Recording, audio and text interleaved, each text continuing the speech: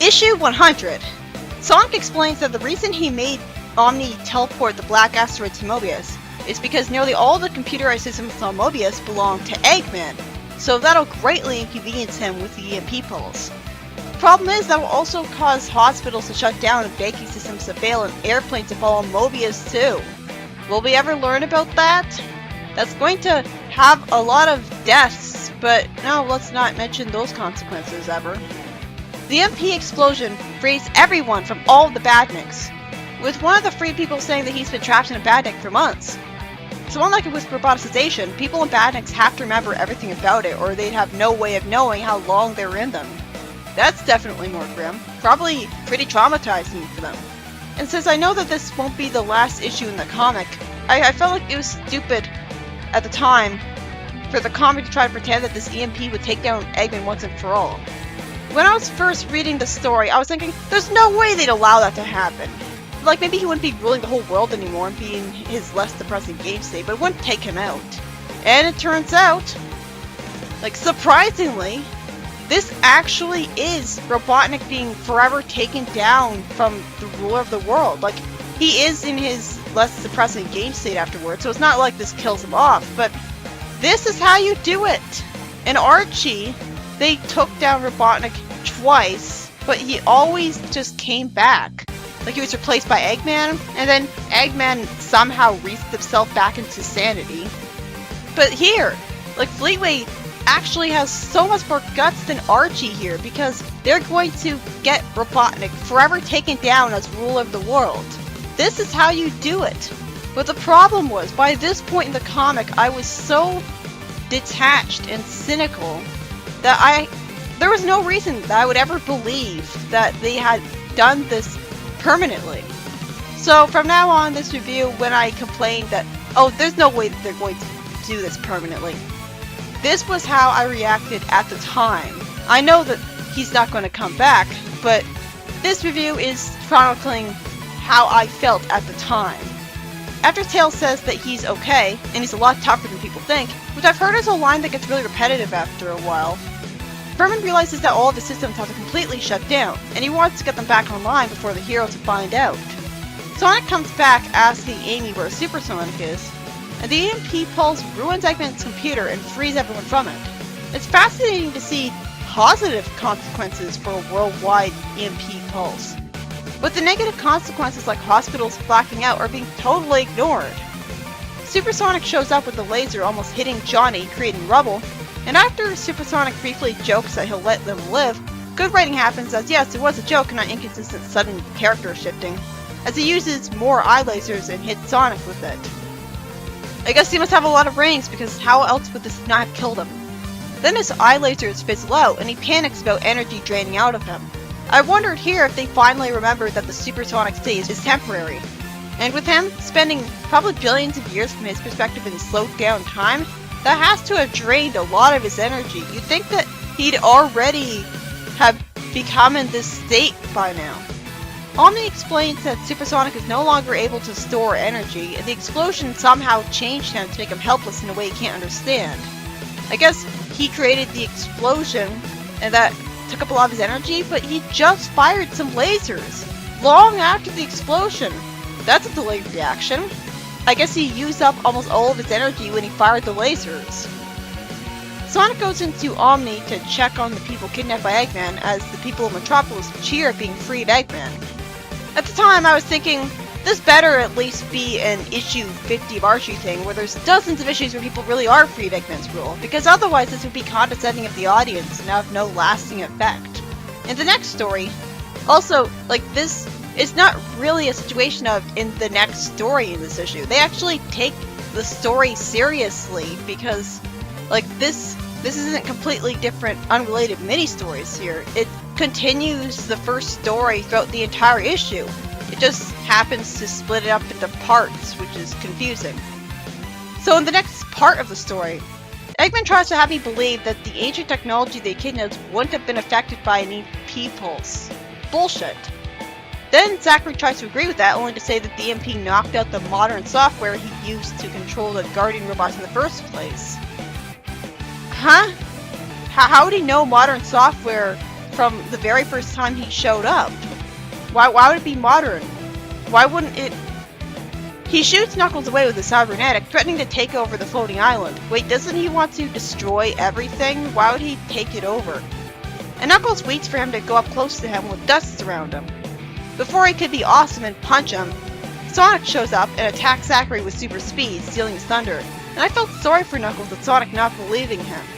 Knuckles tries to have me believe that he was about to finish Zachary off. Sonic says that while Knuckles was telling him what a great hero he was letting the bad guy get away, even though he was just as much to blame for that. Zachary tries to drill him to the ground, as an echidna should be able to do, and Knuckles stuns Zachary with an earthquake crack creating punch. Then we see Eggman with his hands tied behind his back, walking behind Porker and the villagers, and Sonic trolls Eggman by not telling him what happened to create the EMP. And then the clumsy foreshadowing kicks in as Sonic says that something tells him this isn't over yet. Yeah, it's the overly genre-savvy hero being given a copy of the script ahead of time. I know Grimer still exists, but the EMP pulse shift destroyed all of his robots. He could hide and build more though. Then Eggman's paraded through the streets of Metropolis with his hands tied together, being led by a rope from Sonic, and he says "bah" in the face of being asked to apologize. Sonic then cleverly says that his sheep impersonation needs work. Meanwhile, Super Sonic wanders around, powerless, with no memory of who he is, as rather than fading out of existence from running out of energy, he has amnesia for no reason. You had, in Archie, like, the red magical Chaos Emeralds caused a second Super Sonic to show up. And when it ran out of power, it faded away, even though it was a separate living being from Sonic. I guess the rules work differently here. A woman says, "Isn't super?" to someone that she should recognize and be afraid of, because she assumes he knows she's talking about how Eggman was arrested. Super Sonic says the word super sounds familiar, and the woman doesn't question this at all and tells him what happened to Eggman. Super Sonic says he can't even remember what a badnik is, and he looks sad with his head hung low as the old woman just says he has a short attention span instead of realizing he has amnesia, and offers to make him some soup compassionately because he's worn out. While I like the concept of Super Sonic turning good after all this time, even if it makes no sense for him to stop being destructive just because he's powerless amnesiac, I know it's going to be temporary anyways because there's no way they permanently remove Sonic's ability to go super unless they decided to let him do that even with this guy separated from him. And the evil Super Sonic is the most famous thing about this comic, so it feels pointless and misleading to pretend that he'll get to be redeemed when this will just be undone later.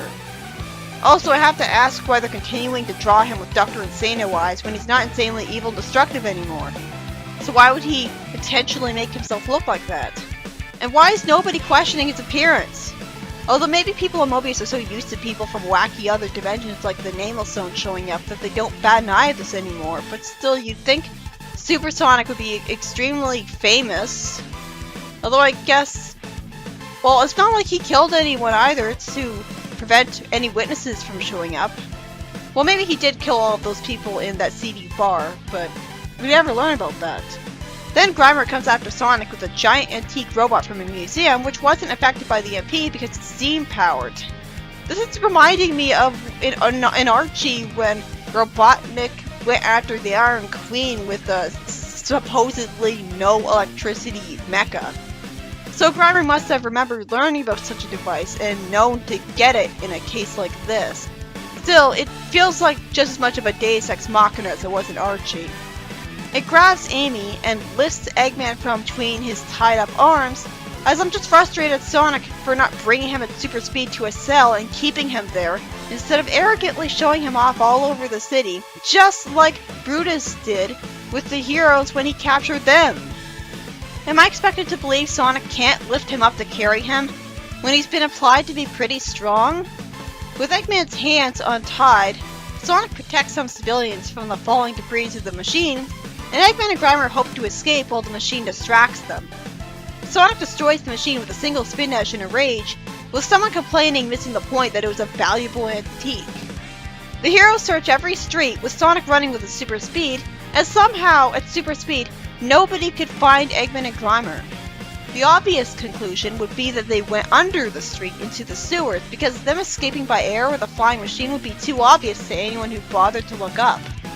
I hope they don't actually escape because it's way too soon. We need to at least have Eggman in prison for a couple dozen issues. Otherwise, the final victory of the heroes will feel completely worthless because he'll get to be a villain after this anyways. I mean, even in issue 200 of Archie, they did it better because he at least stayed out of commission in a prison for a dozen issues until the Iron Queen was defeated. Tails ties up Vermin, saying that he had his powers blanked out.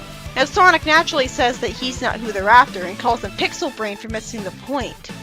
Good, Sonic figures out they're in the sewers. Tails complains that the sewers smell terrible, which would only be a very brief problem for Sonic since he can go in and out of there in seconds. And Sonic actually says that he refuses to ruin his sneakers by going down there. So we're having a bullshit excuse for the heroes not going to find and arrest them because they're selfish. Really? He couldn't just take off his sneakers? Why would he care about creating fire beneath his feet in a sewers? It's not like there's innocent people. We see Grimer pushing a crank to put him back online in the emergency generator room. And after Sonic shows up, he for some fucking reason helps them by spinning the crank really fast. But why would he ever do that? Wouldn't he have seen Grimer doing it? He's not doing it in reverse, is he? Eggman whispers that in seconds his weapons will be powered up and he'll exterminate everyone who opposes him. Which reminded me of the Ultimate Annihilator right away. And look, when I compare the comic to Archie, it's not an insult. I love the similarities. Fortunately, Sonic knew exactly what he was doing. Because at the speed he's cranking it, he's overloading the power core with too much electricity at once. The room goes orange, and Grimer says that everything's gonna blow, and advises Eggman to follow him down the escape below him. The glass in the Citadel explodes, and Sonic escapes perfectly fine right away, probably because he has super speed, and he said he wanted more power. Some people are never satisfied. I guess Sonic with the super speed didn't have the time to stop and drag Eggman with him out of there to arrest them. One of the members of the crowd says that he'll miss being miserable. I guess it's an attempt at a joke. Sonic tells the cheering crowd to party as I think about the massive power vacuum that Eggman left behind with no Princess Sally or King Next to take its place responsibly. And we see Grimer and Eggman covered with purple and green slime from the sewers. You'd think it'd be full of terrible toxins that would doom them. Like in Robotropolis, where they pretty much had to roboticize Snively to prevent him from dying from those very toxins. For once, the entire issue is one story, although the second half of it is by Lou Stringer rather than Nigel Kitchen. I wish the comic would learn from this and keep at it.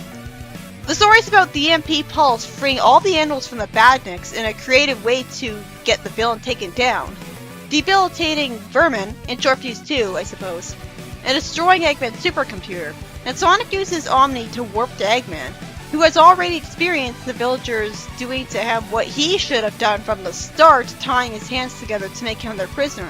How did they get the rope to tie his hands together anyways? Wait, were they tied to the supercomputer with rope? But how would they get the rope free from the supercomputer?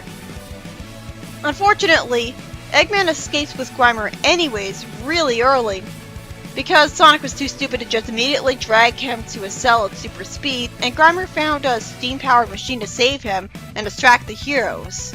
I mean, we should have learned about that steam-powered machine a few issues before this point. I know I keep harping this on, but it would really invalidate Victory of the Heroes if Eggman never got put in a cell and out of commission for a long time after this, and instead went right back to being the ruler of the world.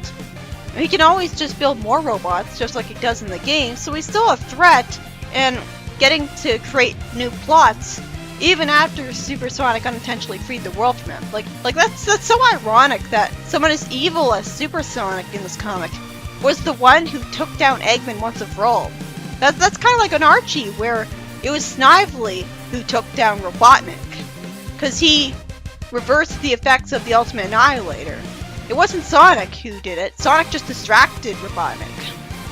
And like the comics totally ignoring that the EMP pulse would have shut down hospitals too and had like horrible effects on the world. It would be as much the end of the world as it would the saving of it. This is why I prefer the Ultimate Annihilator as a reason to take down Robotnik. Because at least that makes more sense to not have any negative consequences for the world that is just going to be totally ignored. Although it did have like the barriers between zones be broken down, but that was just totally ridiculous. So. Oh right, and Supersonic is powerless, amnesiac, and not evil anymore for some weird reason, instead of fading out of existence. If it's from energy draining, you'd think it would have just killed him. Made him fade out of existence, like the ant planet, Supersonic. This is a great story arc, but when I first read it, I was certain that it would just be temporary and pointless, so I wasn't nearly as hyped up about it as I would be normally. The comic is so safe and not gutsy at all that when it does have really gutsy changes to the status quo, permanently taking down Robotnik as the overly depressing leader of the whole world, I didn't believe it. I didn't believe for a second that this was permanent. And now that I do, I'm enjoying the story arc. I enjoy the story a whole lot more than I did when I first read it. Like, I had fun when I first read it, but I was certain that it would just be a patronizing temporary thing. But yeah, this is permanent. And that's pretty awesome.